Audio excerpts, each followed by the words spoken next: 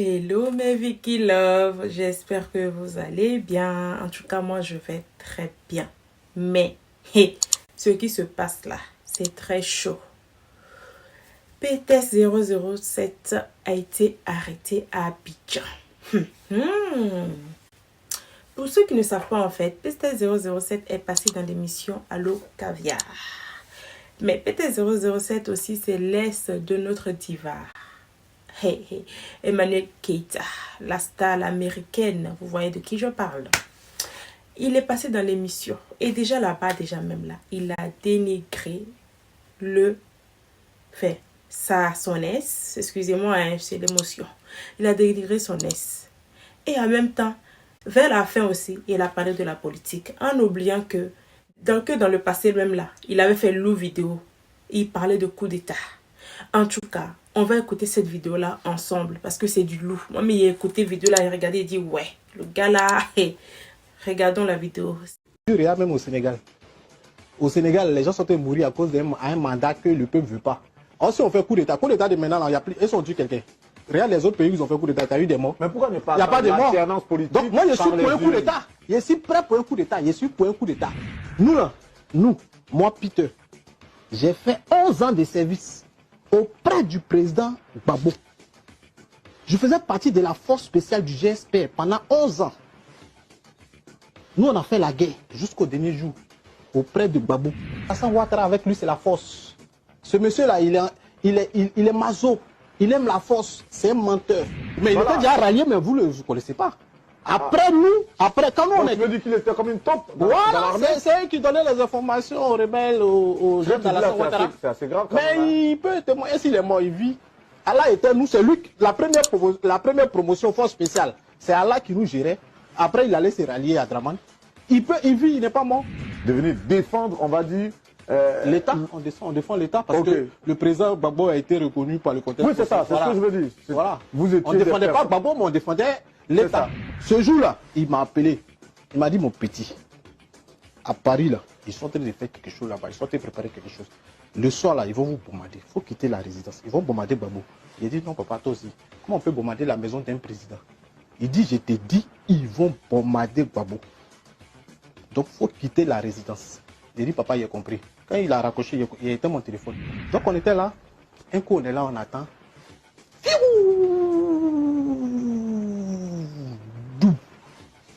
Dans la résidence du président. Et puis, il y avait des snipers qui étaient là, à la maison de l'ambassadeur, là. C'est collé à la maison du président.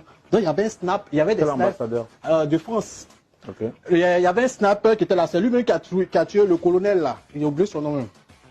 Babli ou quoi, là. Babli Alphonse. C'est un sniper français qui l'a tué. Parce qu'il sortait. Et ils ont tiré. Ils savent qu'ils l'ont tué. C'est un sniper français qui l'a tué. Nous, on était là. C'est pas balle perdue qu'il a tué. Vous étiez camouflés dans On était camouflés. Il y avait un sniper qui est là. Donc, c'est même pas lui seul qui l'a tué. Hein. Même quand il voyait un élément entrer, il tirait sur lui. Tu vois. Et lui, ils étaient là juste pour neutraliser ceux qui étaient en tenue. Quand ils sont rentrés, vous avez vu un peu les vidéos partout, quand ils ont attrapé le président Gbagbo. Mais ils ont commencé à faire les ratissages. Parce qu'ils savent qu'il y avait des éléments qui étaient là. Vu qu'eux, ils étaient à l'extérieur. Mais ces éléments-là, ils n'ont pas disparu. Ils sont allés où? Donc, ils sont rentrés dans les villages maintenant. À Blocos, là, fouiller dans la maison des gens. Fouiller, attraper certains éléments. Donc, quand les petits Djoula, les Djoula, ils ont les petits quartiers là-bas. Quand ils arrivent entre eux, ils se parlent en Djoula. Ouais. On a vu un qui était passé ici. Au moins, il était couché chez un là-bas. Tu sais, moi, j'étais militaire. J'ai fait la guerre. Mais j'ai jamais eu peur de ma vie. Le jour où j'ai quitté Abidjan, jusqu'à arriver en Italie, je suis allé 4 fois aux toilettes dans l'avion. Draman Ouattara n'est plus président de la Côte d'Ivoire. Bon, il est en train de faire ces trucs, nous on le regarde. Mais nous on va le faire à soi parce que ça s'est passé. Voilà ma main. Si vous voulez m'envoyer en prison, envoyez-moi en prison. Mais moi là, il ne retourne pas où il m'envoie là. Donc j'ai fait sortir tous mes documents, mes photos avec le président Gbagbo, ma carte professionnelle, tout ça là, je les ai montrés. Il leur a dit que moi, je suis un ancien militaire. J'ai travaillé avec le président Gbagbo. Ils ont envoyé un interprète. Donc, je ne peux pas retourner en Côte d'Ivoire. J'ai pris des faux documents parce que je ne peux pas sortir avec mon vrai passeport. Donc, je demande l'asile politique. Mon frère, tu as vu quelqu'un qui arrive en Bengue, on peut te mettre devant la porte de la préfecture. On n'y va pas partir. Mais les valises sont dans ma main. Il s'est arrêté devant la préfecture. Là. Il ne connaît personne en Italie. Il s'est arrêté quoi. un grec de 5 euros là, moi je coupe en deux, je mange une partie et je garde une partie. Pour pouvoir économiser de l'argent, vu que je ne paye pas de maison. Donc, le jour où ils m'ont donné mes papiers, le même jour là, j'ai acheté un véhicule de 300 euros. Voilà, une Nissan Micra. J'ai mis tous mes bagages dedans et j'ai mis GPS Paris. C'est comme ça que je me suis retrouvé en France. Parce qu'il n'y avait pas les papiers français, il y avait mes papiers italiens. J'étais d'abord médecin. Et après, mon travail de médecin, vu que c'était au black, après c'est gâté. Donc, j'ai décidé d'acheter un véhicule pour travailler au black, pour faire les taxis au black là. Cette histoire où on dit que tu as volé l'argent de Stéphane Chipré. Et puis quelle somme même? On dit 400 000 euros. Ouais, salut famille, salut à tous, ici le 007, ici le Mahamon. Voilà, je suis là pour vous dire, suivez mon interview avec Dieu. Ils sont là-bas. Ok famille. Donc mon président, mon leader, Guillaume Soro, vous pouvez vous abonner sur YouTube, actupeople.net. Voilà, c'est Mahamon. Je ne dis pas que c'est mon leader qui me dit, ou bien c'est lui qui va le faire. Voilà, je parle de manière personnelle. Oui, moi, je suis d'accord après un coup de temps, parce que la sang va faire mazo. On ne peut pas aller dans les urnes. Voilà, lui, il veut faire de la Côte d'Ivoire un royaume. Nous, on n'est pas à ici. On n'est pas dans un royaume. Voilà, il a fini son mandat, il part. Il a fait deux mandats, personne ne l'embêtait. Mais troisième, là, on dit c'est illégal, donc tu t'en vas. Donc, vu qu'il n'est pas parti, on va le faire partir par la force. Vous avez vu, non? Vous avez écouté. Vous-même là. En fait, vous avez écouté. De vous à moi. Qui est à l'origine de malheur de Pétès là? Si ce n'est pas lui-même. On dit souvent, nous sommes à l'origine de nos propres problèmes. C'est le cas de Pétès 007. Parce que si toi, tu sais très bien que dans le passé, tu as eu à dire des choses concernant la politique de ton pays. Et puis aujourd'hui, en fait, tu te lèves comme si de rien n'était. Tu prends le vol, tu arrives à Abidjan, tranquille en fait. Ta chance que tu as eue, on ne t'a pas arrêté à l'aéroport. Mais tu es quand même parti dans une émission. Je ne sais pas quel buzz que toi tu es en train de chercher parce que je ne comprends pas. Je ne sais pas en fait quel buzz peut-être 007 est en train de chercher. Il est parti dans l'émission Allo Caviar sur Live TV. Il a été même suivi par beaucoup de personnes. Tout simplement parce que de nos jours, les gens ils aiment trop l'affairage en fait. Tout ce qui concerne Kpakpatoye en Côte d'Ivoire, les gens sont là, ils sont branchés pour ça. Et sur le plateau, après avoir fini de dénigrer son ex, PT007 parle de la politique. Et il a fait Lou Atalakou là-bas concernant, je ne vais pas dire le nom, mais il a fait Lou Atalakou là-bas. En même temps, il a parlé du président. Et je me dis, en fait, ce gars, il a été piégé. Pourquoi je me dis piégé? Parce qu'à un moment donné, il parle de la politique. Et Amoshi qui lui dit, oui, qu'il faut dire le nom. Mais le nom de qui elle parle? Le nom du président. Et l'heureux pour lui, il n'a pas dit monsieur le président. Il a juste dit le nom du président tout court. Hey. Jean, toi, ton loup passé, la loup vidéo que j'ai fait dans le passé là, c'est pas suffisant. C'est pas suffisant pour toi, Toi, tu viens comme ça, tranquille encore. Et puis, tu veux parler de politique dans l'émission là encore.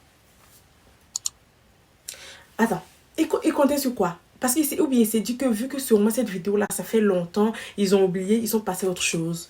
Mais attends. C'est qu'est-ce que ta manière en fait il cherchait? Qu'est-ce que ta manière que PT00 cherchait qu'il n'avait pas? Parce qu'en temps normal là, si toi on t'invite dans un plateau télévisé, sûrement que en fait, Tastamania, ça veut dire qu'en fait, toi, Tastamania là, ça dépasse. Donc en temps normal là, si on t'a invité là-bas, tu sais très bien que toi, tu avais déjà eu des choses à dire dans le passé, que tu ne veux pas avoir de problème avec la politique de ton pays. Ce que tu devais faire, c'est de dire je ne viens pas. Et puis tu restes en France là-bas.